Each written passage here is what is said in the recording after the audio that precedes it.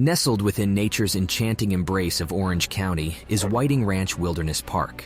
It is a hidden gem tucked away in the serene foothills of the Santa Ana Mountains. This natural sanctuary beckons with its harmonious blend of rugged splendor and tranquil elegance.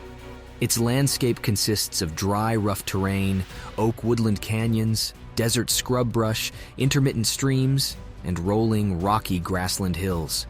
While all these offer the perfect place for adventurous people to get away from the frantic pace of modern life, it is also the perfect cover for a silent, stalking, ferocious predator, as one Mark Reynolds would, unfortunately, come to find out.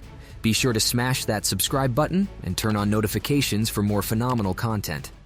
35-year-old Mark Reynolds worked at a sports marketing company, and at every chance he would get, be it races, vacations, or spare time, he would indulge in competitive cycling with his friends. Mark had even moved from Colorado to Southern California so that he could ride more often. According to his friends, not even bad weather could stop him from his true love, cycling. While out with his friends, their most popular choice of biking trail was one cutting through the Whiting Ranch Wilderness Park, because here, nature often unveiled her secrets at every turn, something that was both thrilling and refreshing. On January 8, 2004, Mark set forth on yet another rhythmic journey through the undulating trails of Whiting Ranch Wilderness Park, this time alone. Not a riding buddy, a gun, or pepper spray with him. He had been through the miles of trails countless times before. What could possibly go wrong? Equipped with a well-maintained bike, a helmet, and clad in comfortable cycling attire, Mark pushed down the pedals, propelling his bicycle forward into the rugged wilderness of the park. His muscles flexed and strained as he little by little began gaining momentum. As the wind brushed against his body, he could feel his mind escape the confines of everyday life. The distant rustling of leaves and the occasional chatter of wildlife intermingled with the rhythmic hum of rubber on soil and motivated him to keep on moving. Like an experienced cyclist, he navigated tight turns and swooping descents with ease, leaning into the curves with graceful determination. The serenity of the wilderness surrounded him as he pedaled along the winding trail, his body fueled by the sheer joy of being immersed in nature's embrace and getting away from the hustle and bustle of life, even for just a moment. Little did he know that today, his world would collide with untamed chaos in the most horrific way possible.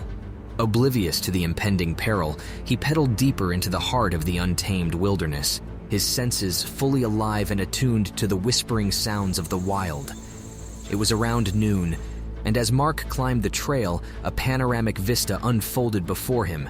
Amid the rhythmic symphony of wheels spinning and gears shifting, just when he had gotten to the top, a sudden dissonance interrupted the harmony, the unmistakable sound of metal protesting against metal. Mark's bike chain snapped. The once steady rhythm was shattered and replaced by a jarring silence, a silence that magnified his heartbeat, now echoing with much uncertainty. He dismounted his bike as he couldn't go any further without mending it. He knelt near his bike's side, and his heart sank as the broken chain cradled in his hands. Had he carried his toolkit, his fingers would have fumbled amidst the collection of tools and spare parts, and amidst the scattered chaos he would have found a replacement chain, but that was not the case. Had his friends tagged along, they would have worked together to find a quick solution. But Mark was cycling solo and had nothing else on him. He, however, did not despair and worked with deft precision to try and reconnect the chain. It was a long shot, but he was willing to take it as he didn't have much of an alternative. He just wanted to get back to cycling as he wasn't too far from the end of the trail. But fate, an ever mischievous director, had prepared a dramatic twist in Mark's cycling inconvenience.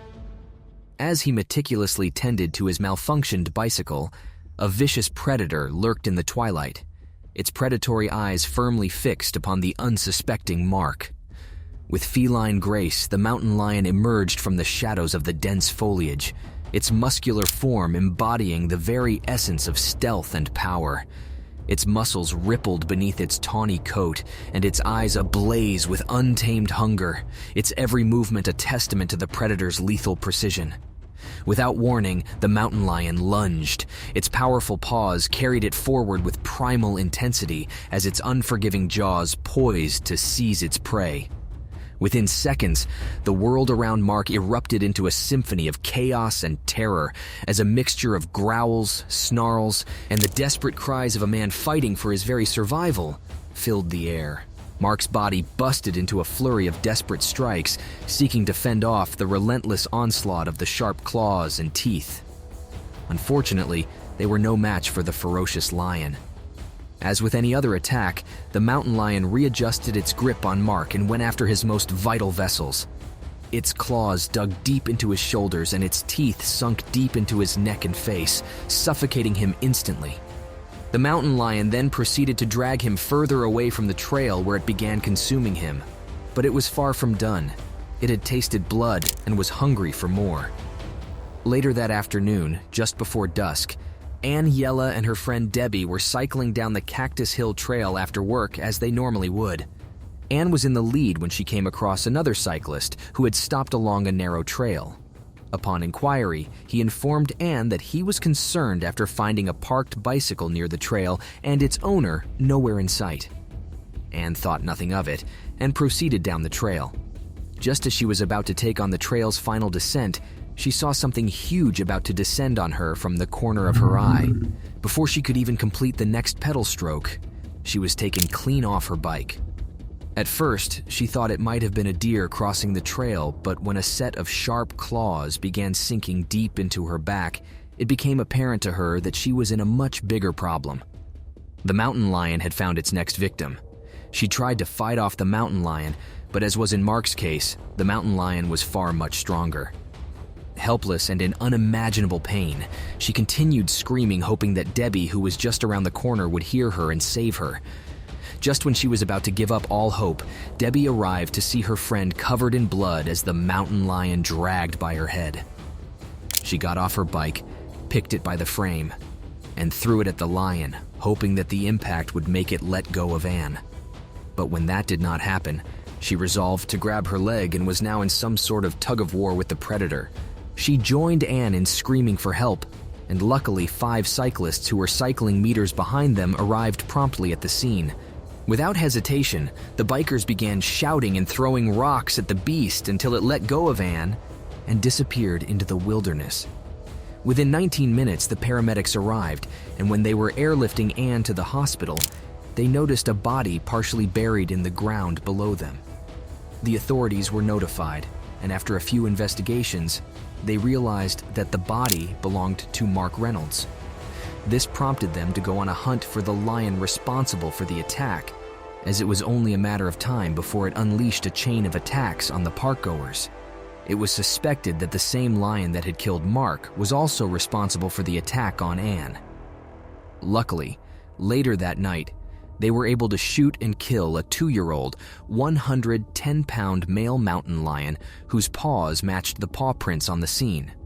Upon necrosis, the lion was found to have the tissues of the lung, liver, and skin of Mark's body.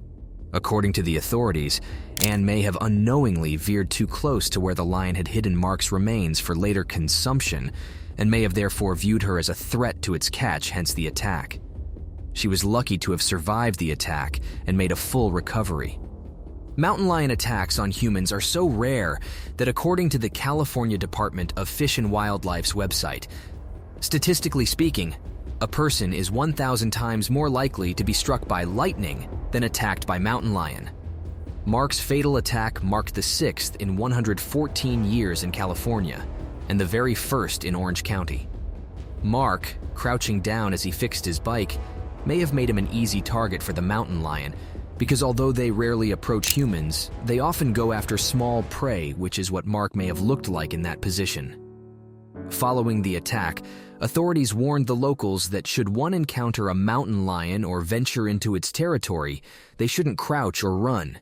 Instead, they should flail their hands, try to appear as huge as possible, and shout as loud as they can. Children should also be placed on an adult's shoulders, and if the mountain lion shows any signs of aggression, they should throw rocks at it. Cycling and hiking in groups were also highly encouraged.